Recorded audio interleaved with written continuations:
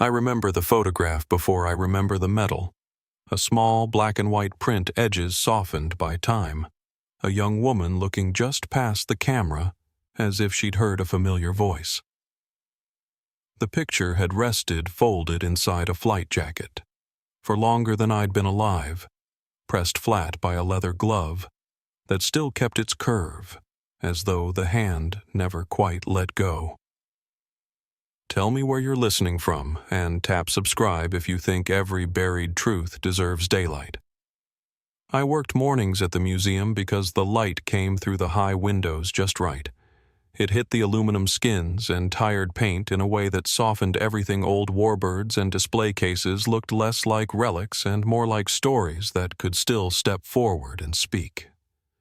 After 26 years turning wrenches and counting rivets for the Air Force, the quiet suited me. I brewed a pot of coffee strong enough to stand a spoon, and walked the rows the way a farmer checks his fence line, hand on cold metal, ear tuned for anything loose. Dayton carries aviation in the seams. Folks think of the Air Force Museum out by the base, and they're not wrong, but there are smaller places too. Hangars turned galleries, garages that became archives, humble rooms where people bring what they've held back for years.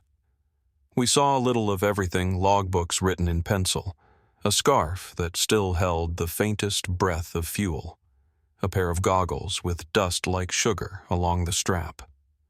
Most mornings ended the same way. Dust-wiped tags straightened the sound of a distant mower pushing lines into frost as the sun curled higher. The Ames box arrived on a Tuesday, the kind of gray Ohio day where the thermometer can't decide what side of 40 it wants to favor. A nurse's aide wheeled a gentleman through our front door, winter cap coat zipped to the throat eyes that had watched a century. He signed Jacob Ames in careful block letters while I steadied the form. Then he tapped the top of the cardboard twice like a signal and cleared his throat. "It's time," he said, voice thin but firm. "My brother's things. He flew.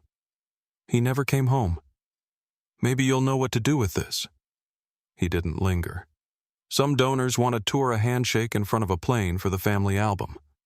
Jake pressed my hand and let the aide turn him back toward the door. A few flakes of snow chased them into the parking lot. The box stayed with me. Inside were the kinds of pieces that turn a name into a life. A stitched name strip, Ames, faded but readable. A compass heavy enough to dent a desk. A handful of folded letters bound with string the color of old straw. They smelled like linen drawers and a hint of pipe smoke. The top envelope was addressed in a woman's hand. To Frank. "Keep this close." No return address. No date on that first one. Just a small pressed leaf taped to the corner. I didn't open it then. I set the letters aside, read the inventory card, and noticed a note clipped near the bottom in Jake's quivering pen. "Ask Mike to call me." I can still remember the sound of him packing his kit. The museum closes at 4 on weekdays. That night I stayed. The traffic out on Springfield Street dropped to a murmur, and the heat kicked on with that soft roar every Ohioan knows. I turned a chair toward the work table and laid the letters out in a line the way we did with checklists. When I finally untied the string and lifted the first page, the paper sighed. Ink held like it had years left in it. The message wasn't long, 5 sentences measured and spare. Claire White wrote about a chilly Sunday steam at the windows, the tomato seedlings in her kitchen doing their best against a stubborn March. She wanted Frank to keep her little picture tucked near his heart. The words weren't desperate. They were steady. You could feel the shape of a life they were building out of thin hope and the promise of ordinary days. In the mornings before the museum opened, I started reading one letter at a time. I learned how Claire wrote dates in the upper right corner and drew tiny dashes under names she wanted to stand out. I learned Frank's voice from a few folded notes he sent home, careful not one to waste ink. He wrote about weather the way pilots do ceilings, and wind that had a personality, cold that had teeth, and once he wrote 2 lines about a small cafe where the light through the glass steadied his hands. He didn't explain it. He just put it down like a man marking a point on a map and moved on. What struck me most was the calm at the center of it all. We like to think war is a constant drum, but life works itself in around even the worst of it.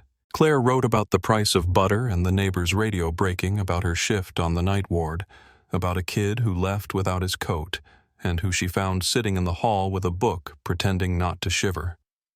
She kept a porch light on every evening and made a point of mentioning it like a lighthouse report to a passing ship. The bulb is good. The beam is steady. I am here. I called Jake the next week. We spoke slow, not because either of us needed to, but because we wanted to. He described a small house where winter crept under the door if you didn't lay the rug just so. He told me how Frank kept his boots lined up heel-to-heel polished tin never far, and how he had a habit of tapping the front pocket of his jacket right before he stepped outside, twice the way a man confirms he's got what matters. I asked if he knew Claire's middle name. He didn't.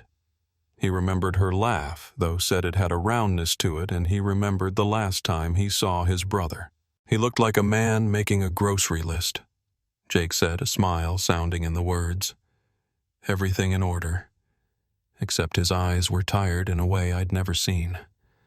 I drove home that night on side streets past porches that still use yellow bulbs and mailboxes painted with names. Dayton does quiet well. In early evenings, the air hangs with a mix of leaf smoke and dinner casseroles cooling on racks, somebody's roast giving off that heavy comfort that makes a house feel like a ship in safe water. I knew I wanted part one of this story to sit in that world, the world where you still believe the person you love will walk in on time, shrug the cold off, and ask about your day. So I walked the world they lived in. I measured it with what I had: letters, a name, strip a compass that found north without complaint in the way our town sounds in November when the cold sets early but not mean. Claire's handwriting conjured smaller things than war because smaller things are the scaffolding that holds the big parts up. She wrote about buying a spool of thread and being surprised at the price.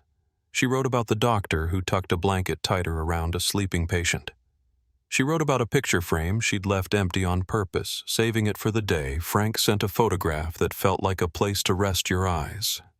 If you've stood in a hangar when a prop starts and pushed wind at your chest like a shove, you know the vibration enters your bones and does something to your memories.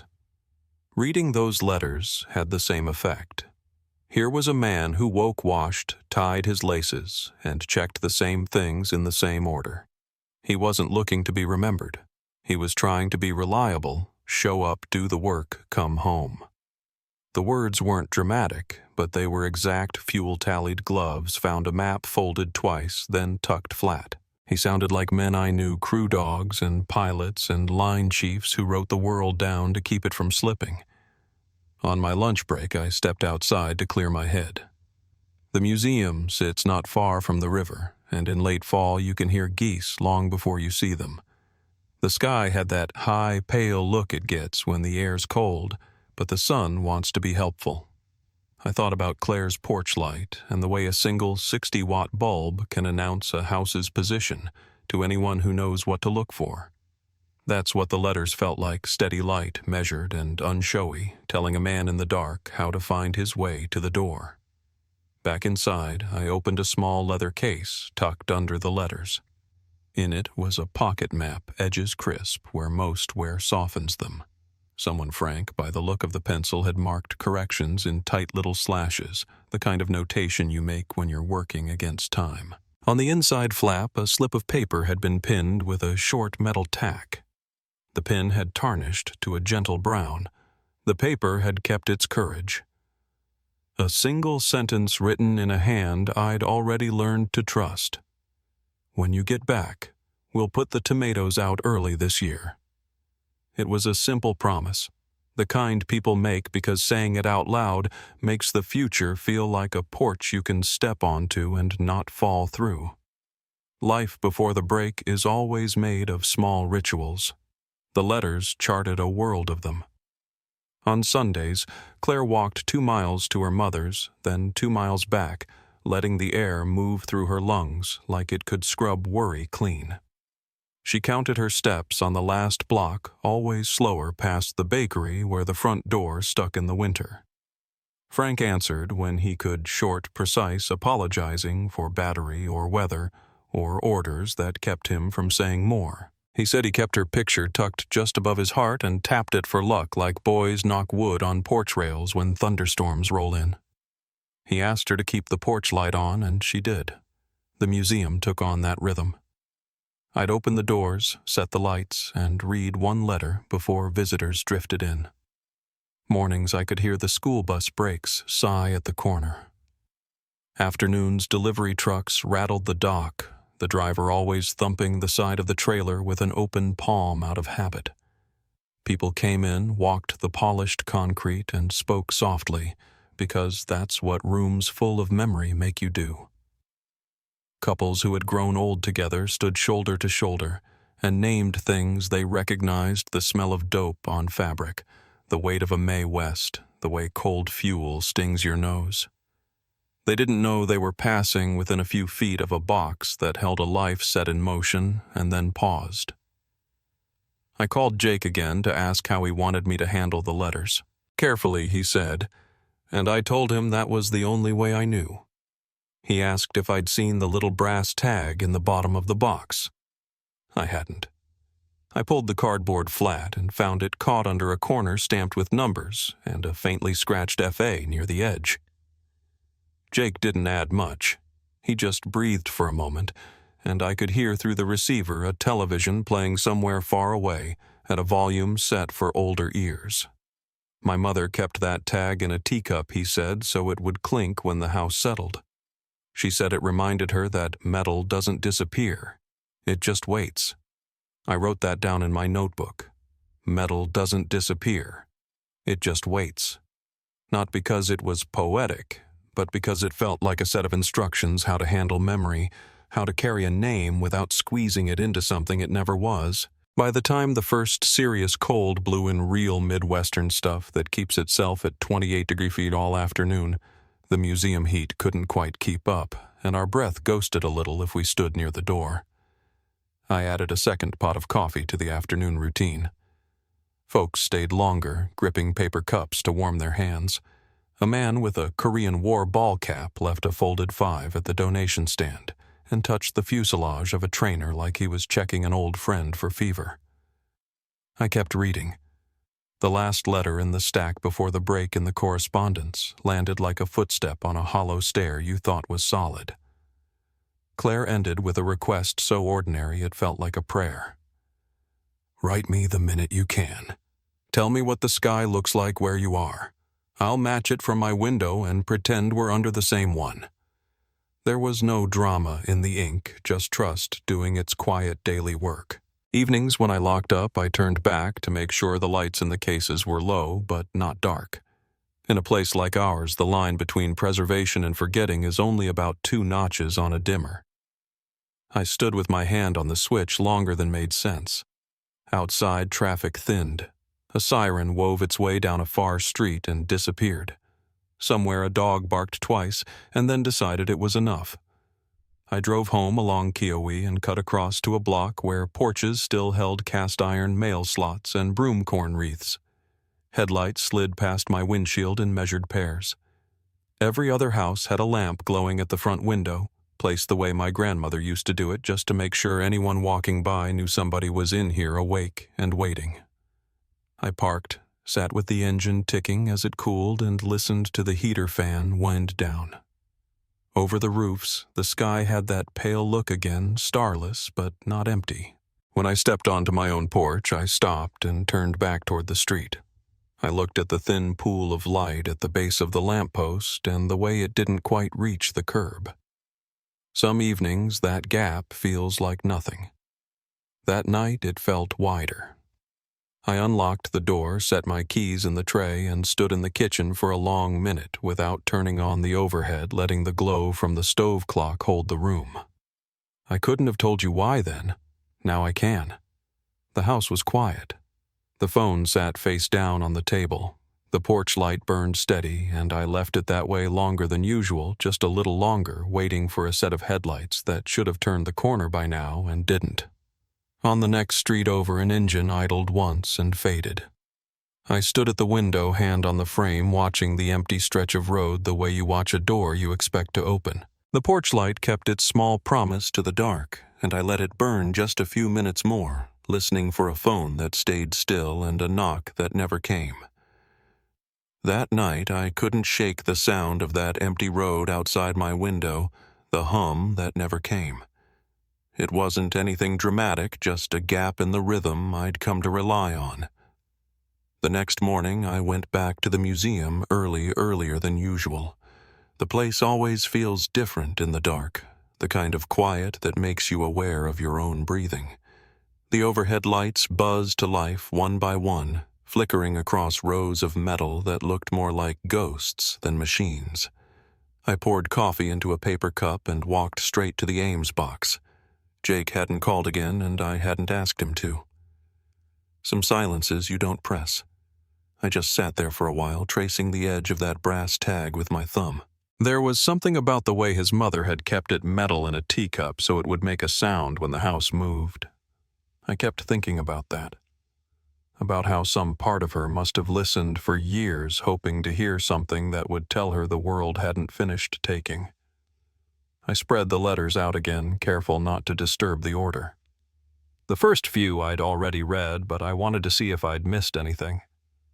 That's when I noticed it, an envelope I hadn't opened before, tucked under the map. The paper was heavier, rougher, and the ink had bled at the corners.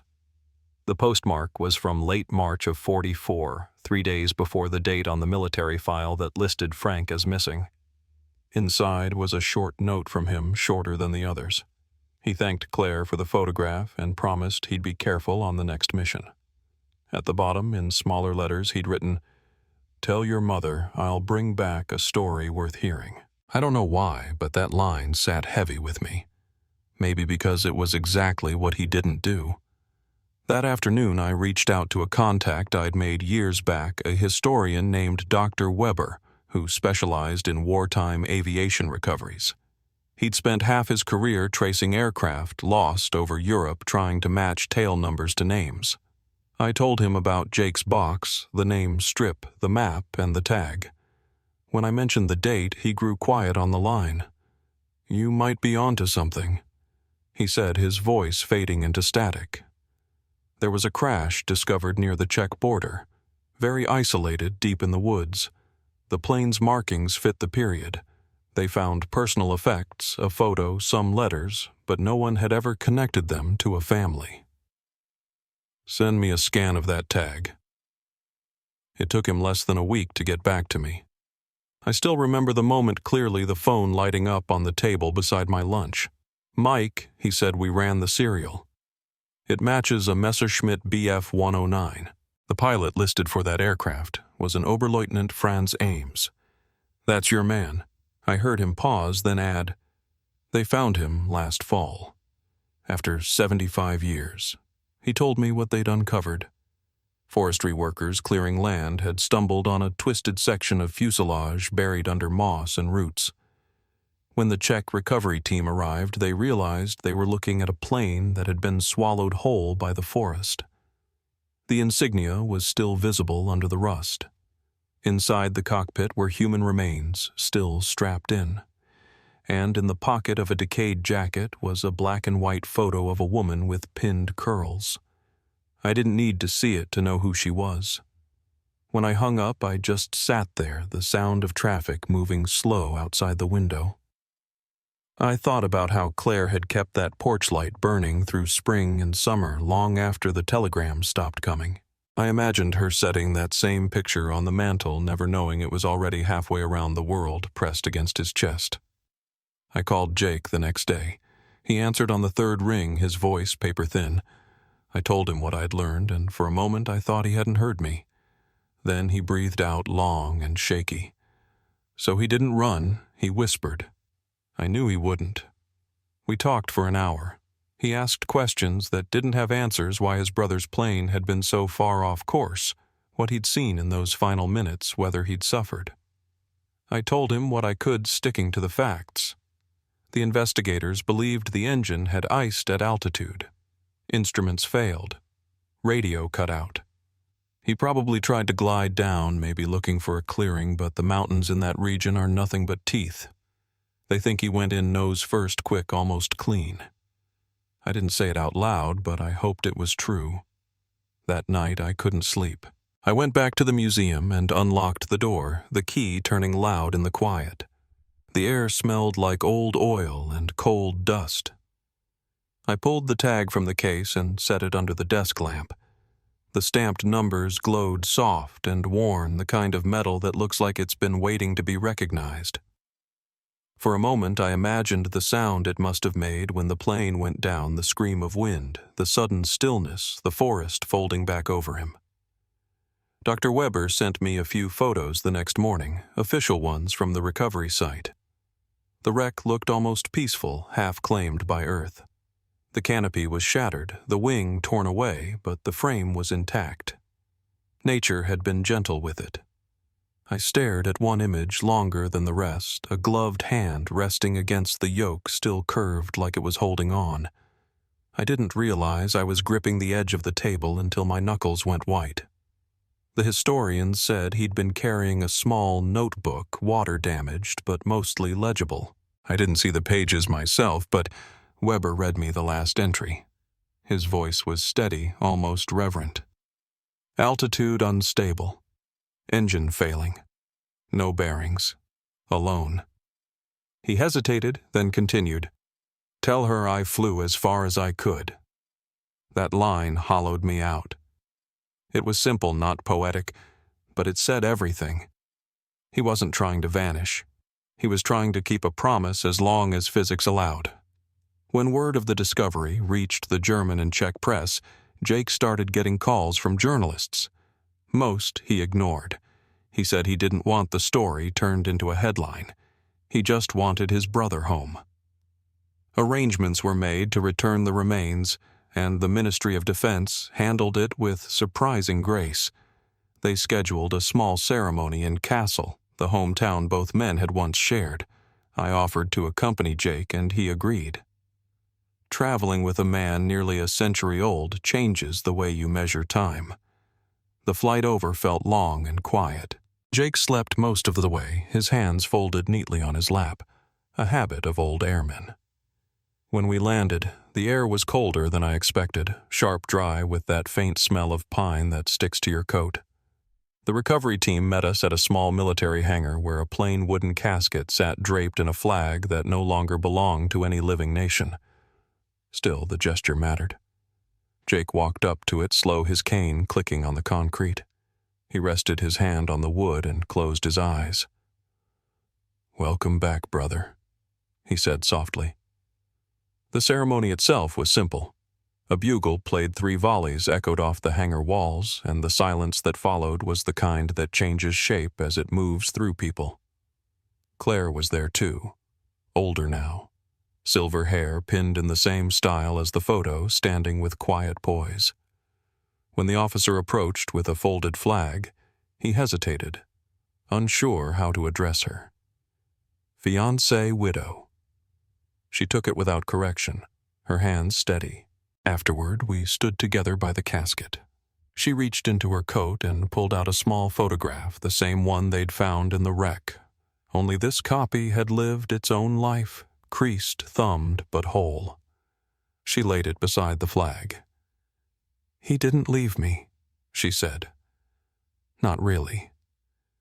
That night in the hotel, Jake couldn't sleep. I could hear him through the thin wall, the slow shuffle of a man rearranging years in his mind.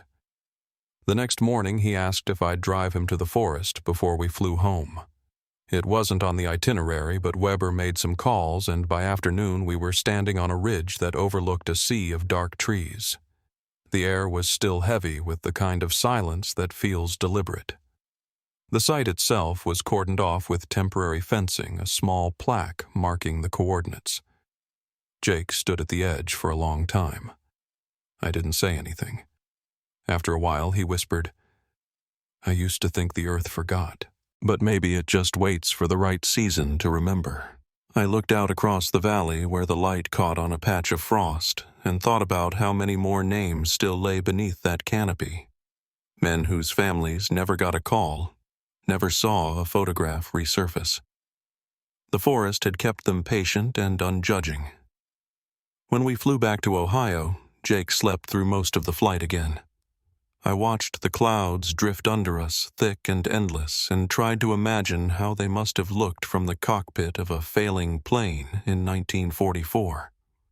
I wondered if Frank had seen a break in them just before the end, some small window of sky clear enough to make him think he might still make it home. We landed in the soft light of evening. I drove Jake back to his care home, and before he got out of the car, he handed me a folded piece of paper. "Keep it safe," he said. Inside was a copy of the last letter Frank had sent, the one about bringing back a story worth hearing. I promised I would. That promise is what brought me here to this microphone, to this quiet retelling. Because not every story ends in resolution. Some end in understanding. Some just circle back to where they started: a photograph, a porch light, a sound that doesn't come. Back at the museum, I placed the brass tag in a small display under glass beside a note that reads, "Recovered March 2019. Returned home 2020. Pilot Lieutenant Frank Ames." He flew as far as he could.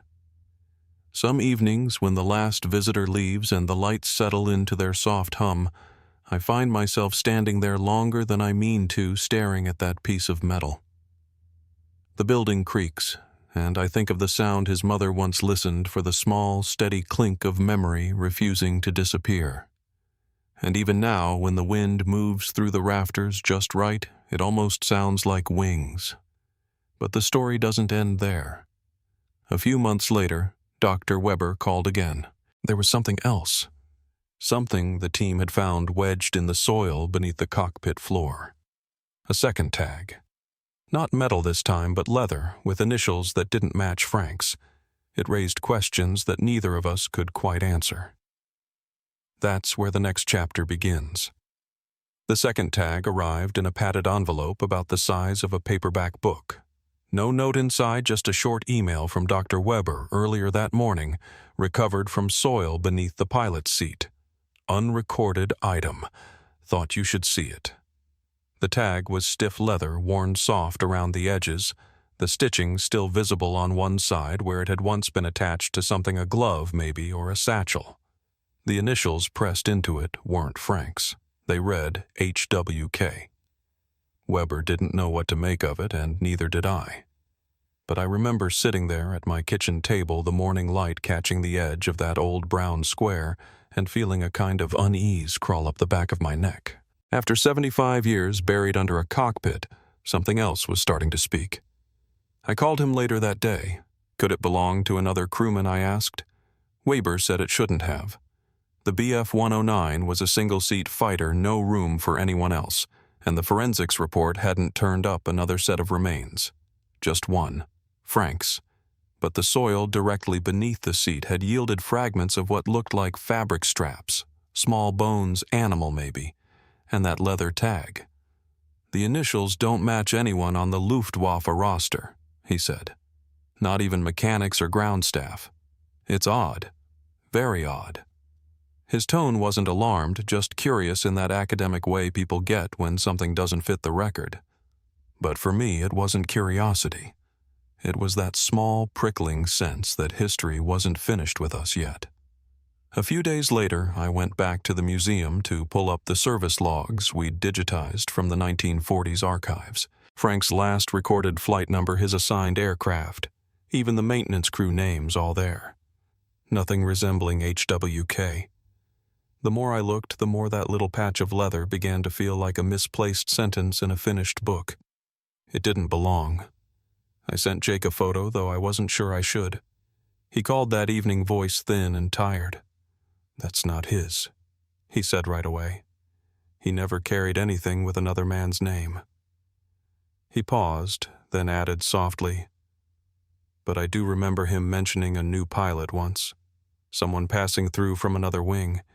He didn't say much, just that the man looked too young to shave and too proud to ask questions. Could that be him? I didn't have an answer, but I could hear something in Jake's voice shift an old instinct, the kind that knows when a story's not done yet. I forwarded the details to Weber and asked him to check any auxiliary crash sites nearby. Sometimes planes went down in clusters, one pilot trying to follow another through bad weather, same mission, same fate. A week went by without word. Then, one afternoon, he called with that sound in his voice, half excited, half sober. "You're not going to believe this," he said. About 10 miles from Amsel's crash site, a logger found what looked like another debris field. Smaller mostly under rockfall, but early markings suggest it's from a Stuka. We're waiting for clearance to excavate, but Mike, the initials could line up. The unit lists a Hauptmann Hans Wilke Kremer. He flew escort that same morning. For a moment, I couldn't breathe. 2 aircraft 10 miles apart, same date. 1 pilot gone missing, 1 presumed destroyed. And now, decades later, both reappearing like echoes through the trees. I asked if they'd found any personal effects. Weber said, not yet, just metal and fragments. But if they could confirm the tail code, we might have proof that Frank hadn't been off course after all, that he'd followed another pilot through the storm, maybe to help him, maybe to warn him. Either way, it changed everything. The following week, I flew to Germany again. This time I went alone. Jake was too frail, and Claire had passed that winter peacefully, they said in her sleep. Before I left, she'd sent me a letter through her caretaker, 3 pages written in that same careful hand from the old envelopes. She said she'd heard about the second find and hoped Frank hadn't died alone. If there was another plane, she wrote, maybe someone saw him fall. Maybe someone carried his name home, even if I never heard it. I folded that letter into my coat pocket and carried it all the way to Prague. The excavation site sat at the edge of the Bohemian forest, a rough trail of mud and rock leading into a clearing where trees had been cut back. The air smelled of cold pine and diesel. The crash debris had been partly lifted, already sections of wing rib pieces of shattered plexiglass ammunition casings fused with rust. I watched from the tape line as a team worked carefully around what looked like a twisted seat frame. One of the Czech officers pointed to the side and said something in his language. Weber translated serial numbers match Kramer's Stuka. They had found him. Inside the wreck, they'd uncovered human remains less intact than Frank's, but enough to identify. The bones were brittle, stained with soil, still clutching a piece of fabric. When they lifted it, a tag fell loose. It matched the one Weber had mailed me, the same leather, same initials. It had torn away from this pilot's glove or flight bag and somehow traveled through wind or water or time into the soil beneath Frank's plane. Nobody could explain how. The 2 sites were separated by valleys and ridges, impossible terrain for debris drift. Maybe one of the archaeologists said Amsel saw him go down and tried to circle to mark the spot. Maybe he was still over this valley when his engine failed. It wasn't proof, but it was the first theory that made sense. That night I stayed in a small inn near the edge of town, a place where the wood floors groaned and the windows rattled in their frames. I couldn't sleep. The image kept replaying in my mind. 2 men, 2 planes, one trying to find the other through a sky gone blind with snow. It wasn't heroic. It was human. It was what a man like Frank would have done. I thought about the note he'd left behind. Tell her I tried. I wondered if that meant more than we'd realized. By morning, frost had slicked the windows and fog rolled down the valley like smoke. I went back to the site one last time before my flight home. The forest was silent, the kind of silence that doesn't invite you to speak. I stood by the excavation pit and looked at the earth, dark, layered with roots and shards of history. In my mind, I could almost hear the engines faint, distant, the sound swallowed by snow, and somewhere above it a voice calling through static, unanswered. Back in Ohio, the museum felt different. The air heavier, the light sharper. I unpacked my coat and laid the 2 tags side by side under the glass, 1 metal, 1 leather. The initials looked almost identical in wear, like they'd aged together underground. For days, I found myself drifting toward that case, running my thumb along the edge of the display. Visitors came and went, never knowing the story behind those small pieces. But to me, they'd become anchors in a sea of what-ifs. Jake passed that spring. The nurses said it was peaceful. Before he went, he asked them to send me something in an envelope marked private. Inside was a photograph I'd never seen two men in flight jackets standing beside a Messerschmitt, both smiling like they'd just finished an argument they'd won. On the back, written in faint pencil, were the words, Frank and Hans Winter, 1944. The photo must have been taken days before the crash. I stared at it until the ink blurred. That second pilot wasn't a stranger after all. He'd been a friend. And maybe that's why Frank had gone off course not to escape, but to find him. That realization sat with me through the next weeks. It explained the deviation, the distance, the silence. It turned what looked like an accident into something closer to an act of loyalty. The historians later confirmed that both men had been assigned overlapping patrol routes that day. Kramer's radio had reported engine trouble dropping altitude minutes before Frank's went dead. Two lines of flight intersecting one man trying to bring the other home. Late one evening after closing the museum, I sat in the dark and listened to the building settle. The old air ducts moaned softly, and somewhere outside a freight train passed a sound that always reminds me of distance. I thought of the two planes, the storm, the frozen sky. How easy it is for history to turn men into numbers, and how long it can take to return their humanity. I thought of Claire, her porch light still burning in memory, and of Jake's last words. Metal doesn't disappear. It just waits.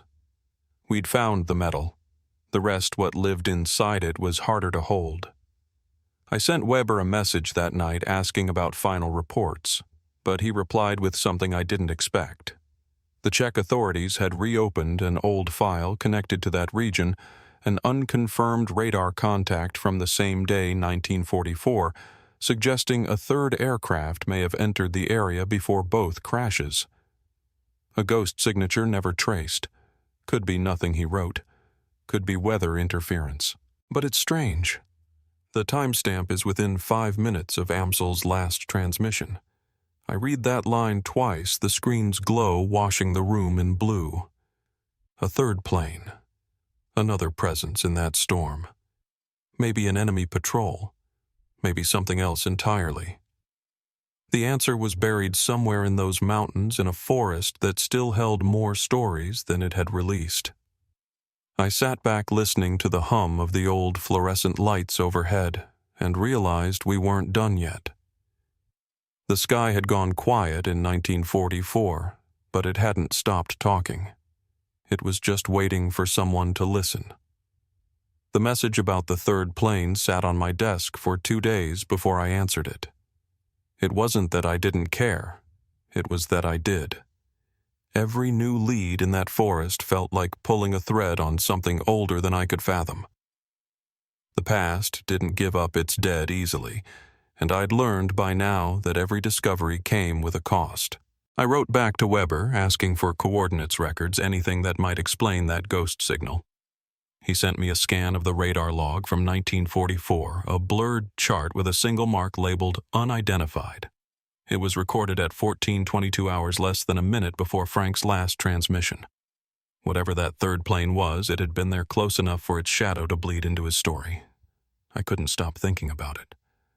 During the day, I went through routine tasks at the museum, answering visitors, checking humidity levels, writing exhibit labels, but my mind stayed somewhere else circling those mountains. I'd seen how that terrain swallowed sound, how the fog turned valleys into blind pockets. If there really was another aircraft out there that day, it could have been enemy or ally accident or intent. But all I could picture was Frank, low on fuel, fighting an engine that was freezing by the second, and maybe, just maybe, seeing another machine through the mist and turning toward it, hoping it was a friend. That thought followed me all week until I finally booked a flight back. Weber met me at the train station in Prague, his hair a little grayer than I remembered, his coat dusted with rain. He handed me a folder sealed with red tape. The authorities reopened the airspace records, he said. They think the third signal might have come from a Soviet scout plane that went missing around the same time. But that aircraft was never recovered either. He paused. So far, the forest has only given back 2. We drove for hours through the highlands, the road narrowing into a ribbon of wet gravel.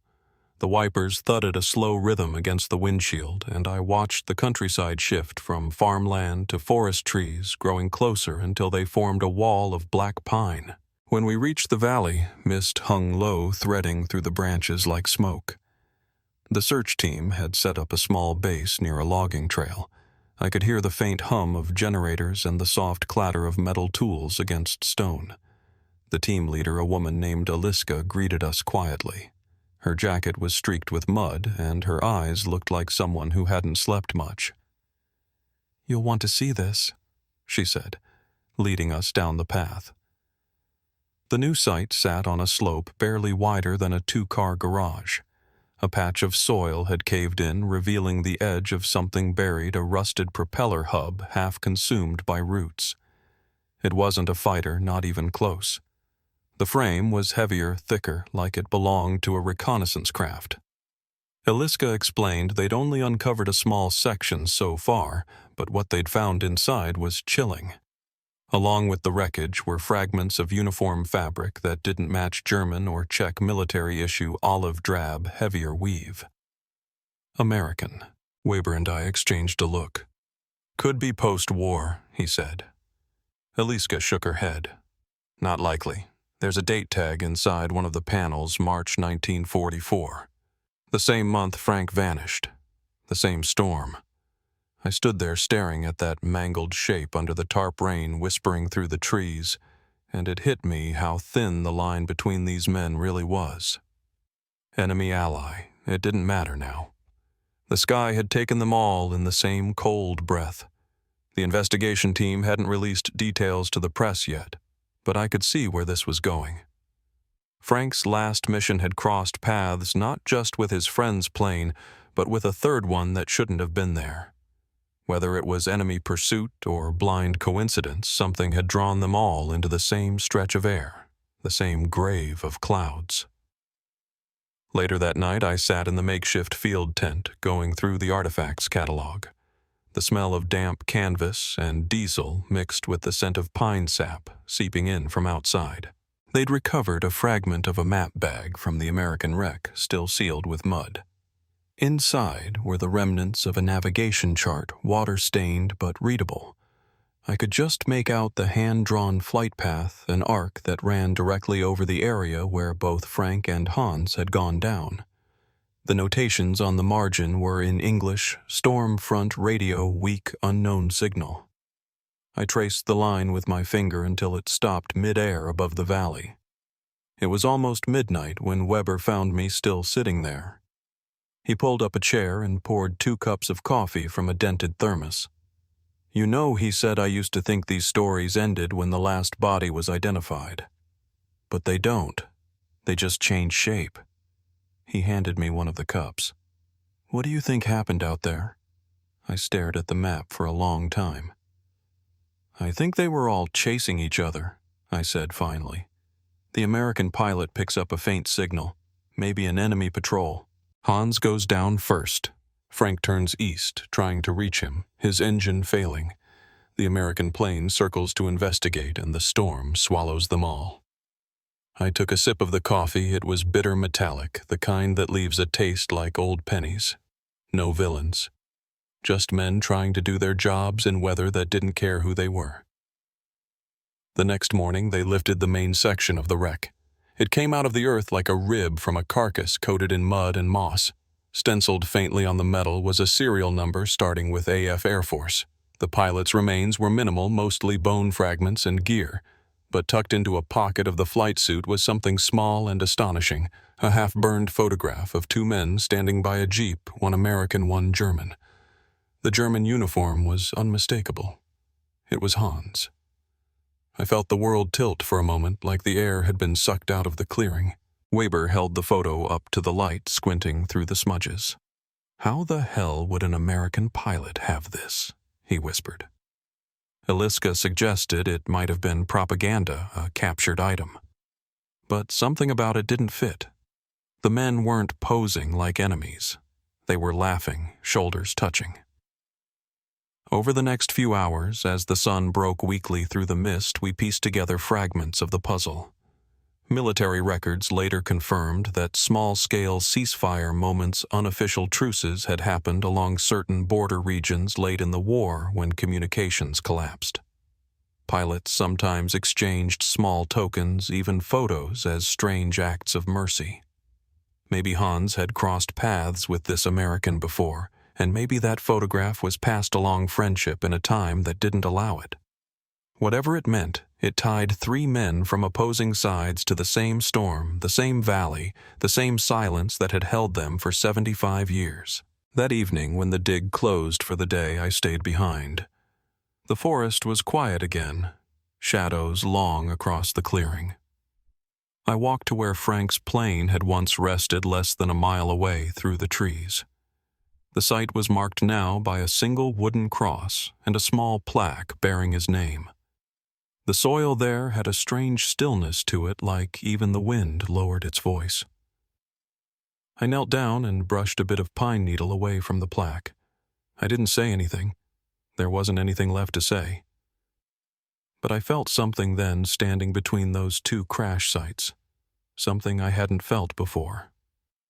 Not grief exactly, but understanding. These weren't stories about war. They were stories about people trying not to die alone. When I returned to Dayton a week later, the museum felt smaller somehow, quieter. I placed the new artifacts, replica prints, copies of the logs photos into a new exhibit case labeled Echoes of the Lost.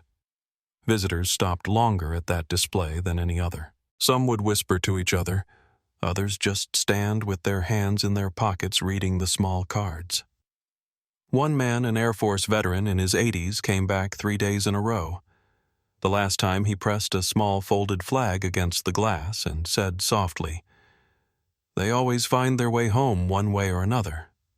A few nights after that, I stayed late again, sorting paperwork in the office. The museum was empty, lights low, the hum of the heating unit steady in the background. My phone buzzed a message from Weber. Final report submitted, closing the case. But there's one thing you should know. Attached was a photograph from the American wreckage. It showed a fragment of metal paneling scratched by hand words etched into the paint. "Tell her I tried." The message was identical to the note found in Frank's cockpit. Same phrasing, same uneven scrawl. Weber wrote, "It's too deteriorated to tell who wrote it first." I stared at the screen until the words seemed to blur. Maybe Frank had sent that message across the airwaves and another man had heard it. Maybe it was passed from one plane to another in the last fading minutes of that storm. Or maybe both men fighting the same cold wrote the same words without ever knowing the other existed.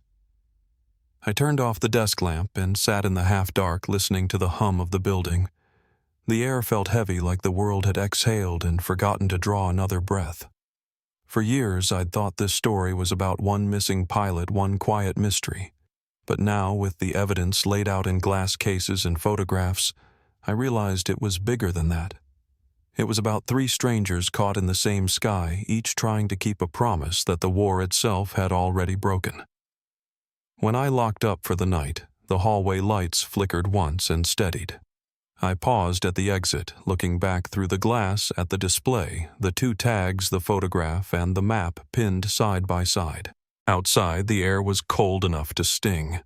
Somewhere in the distance, thunder rolled faintly over the horizon, even though the forecast said clear skies. It sounded almost like an engine. I stood there a moment longer, wondering if maybe on some frequency too old for modern ears, the sky was still carrying their voices home. Then I stepped into the night, leaving the door to fall shut behind me. It's strange how stories like this end not with a verdict or a headline, but with the sound of an empty room settling after the last visitor's gone home. For months after that storm in my head finally quieted, I found myself walking the museum alone, after closing, passing by those glass cases where the pieces of their lives now rested. The metal tag, the leather one, the photograph of two men who'd been enemies on paper but brothers in the air, and that scrap of writing the words that had outlived them both. Tell her I tried. Weber's report went through its final review in the spring. The discovery made the papers briefly in Europe. 3 planes, 1 valley, 75 years of silence resolved. They called it a recovered fragment of the war's forgotten front. There were photos of the crash sites, interviews with historians, even a small ceremony near the ridge where the planes were found. No grand speeches, no cameras beyond what the locals brought, just the sound of a flag snapping in the wind and the rustle of pine needles brushing the soil. Jake had already passed by then, and Claire's grave sat under a small tree not far from his. Still, I couldn't shake the feeling they'd both heard the news somehow, that somewhere beyond all this noise, they finally knew the truth. The ministry repatriated the remains of the American pilot, too. His name was Captain Henry Collins, 27 years old, from Iowa. His plane had been listed missing the same week as Frank's, and his family, what was left of it, was still alive. His niece wrote to me after the report was published. She said she'd grown up hearing about her uncle's final flight, how the family believed he'd gone down over Poland, never recovered. When she saw the photos from the Bohemian forest, she recognized the landscape from an old postcard he'd sent home. He said the mountains there looked like folded hands, she wrote. Maybe he wasn't wrong. When they brought Frank's remains home the year before, Jake insisted he be buried beside their parents. But after the American family reached out, they asked if a portion of the recovered soil from the crash site could be placed in Henry's grave too, a gesture nothing formal. The ministry agreed, and when they asked me to deliver it, I couldn't say no. It felt like something both men would have wanted the earth that had held one shared with the other. I remember that day clearly. Late summer, the heat just starting to ease. The Iowa cemetery was small, the grass freshly cut, the smell of rain still hanging in the air. Henry's family stood in a loose half-circle, 4 of them, 3 generations. They'd placed a framed photo of him in his flight jacket on the stone. I knelt beside it and laid the small sealed jar into the ground, the dirt dark and cool in my hand. I said nothing. Didn't need to. The niece touched my arm before I left and whispered, "You brought him home. That's enough." After that, things quieted down. The story had nowhere left to go. The official case file closed with a single page of conclusions: mechanical failure, weather interference, loss of communication. No mention of the third signal, no speculation about what linked those men. Just an ending neat enough to file away. But the truth wasn't neat. It never is. The truth was that 3 pilots, 1 German, 1 American one, caught between duty and friendship, had shared a moment in the same sky, and none of them made it back. And somehow, through all the noise of war and history and time, their stories found each other again. I still talk to Weber now and then. He sends postcards when his team uncovers a new wreck or revisits an old one. Sometimes it's a bomber in Italy, sometimes a reconnaissance craft in Norway. Every plane has a name he wrote once, but not every name gets a story. I think about that a lot when I walk through the museum. Every object behind glass could fill a room with the voices it carries. You just have to stand still long enough to hear them. A few months ago, I gave a talk at a local veterans hall. Most of the people there were older than me, men and women who'd lived through their own versions of loss of silence. I told them about Frank and Hans and Henry. I told them how 1 piece of metal, 1 photograph, had stitched together 75 years of unanswered questions. When I finished, a man in the back raised his hand. He said he'd flown rescue missions in Vietnam, and that sometimes the hardest part wasn't finding the crash. It was what came after. The silence, he said. That's what stays. He was right. The silence is what endures. It's in the space between those names, on a wall, in the pause before the bugle sounds at a graveside. It's in the air that settles after you close the museum for the night and realize you're the last one left listening. The noise fades, but the echo that stays. I keep Frank's letters in my desk drawer now along with Claire's. They're too fragile for display. The paper's thin as breath, the ink faded to a kind of soft rust. Sometimes I read them when the world outside feels too loud. Her handwriting still carries warmth even after all these years. One line has always stayed with me. She wrote it the spring after he disappeared, not knowing he was gone. If you can't find your way home, then remember the light in the window is for you. Always. That light stayed burning longer than anyone realized. Through war, through silence, through decades of unanswered prayers. Maybe that's what this whole story really was, a long, flickering light kept alive by those who refused to let it go out. Jake keeping his brother's box. Claire keeping her faith. Weber chasing cold signals through weathered archives. And me sitting here tonight telling their story to anyone who's still willing to listen. Every year, the local base holds a remembrance ceremony for pilots who never made it home. They read names from every war stretching back to the Great Depression. Last fall, I added 3 to that list. Their languages were different. Their uniforms never matched, but I read them together anyway. Frank Ames, Captain Henry Collins, Hauptmann Hans Kremer. The crowd didn't stir. No one corrected me. For a moment, it felt like the world had finally stopped drawing lines between them. When the ceremony ended, I walked back to the car as dusk settled over the field. The horizon was streaked with the last light of the day, that soft golden haze that makes everything look like it's breathing. I looked up out of habit, the way people who've spent years around aircraft do, scanning the sky without thinking. It was empty quiet. But for just a heartbeat, I thought I heard it again, that faint hum in the distance, low and steady, like a plane easing through cloud. Maybe it was nothing. Maybe it was just the wind in the power lines. Still, I couldn't help but smile. Some part of me wanted to believe it was them passing over together this time.